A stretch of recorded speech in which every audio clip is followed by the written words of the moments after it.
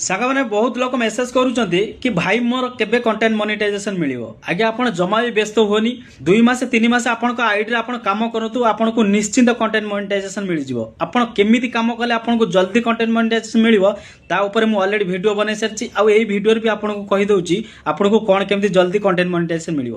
ଯଦି ଆପଣ content monetisation ଜଲ୍ଦି ପାଇବାକୁ ଚାହୁଁଛନ୍ତି, ଆପଣଙ୍କ ଆଇଡିରେ 2ଟା ଫଟୋ, 2ଟା ରିଲ୍ସ, 2ଟା ଟେକ୍ସଟ ପୋଷ୍ଟ, ଦିନକୁ 2ଟା ଷ୍ଟୋରୀ ଆପଣ ଅପଲୋଡ କରନ୍ତୁ, ଦେଖିବେ ଆପଣଙ୍କୁ ବହୁତ जल्दी कंटेंट मोनेटाइजेशन सेटअप मिल जाव। आ कंटेंट मोनेटाइजेशन सेटअप थरे मिल साइला परे आपनको स्टोरी रे, रील्स रे, टेक्स्ट पोस्ट रे, फोटो रे सबु देर आपनको पैसा मिलिवो। आ गोटे कथा मन रखंतु, सबल चेष्टा करो ओरिजिनल कंटेंट अपलोड करिया पई, सबल चेष्टा करंतु निज आईडी रे निज कंटेंट अपलोड करिया पई। जदि अन्य कोनोसी कंटेंट आपण अपलोड करूचंती तो से कंटेंट आपनकर हेतिबा दरकार।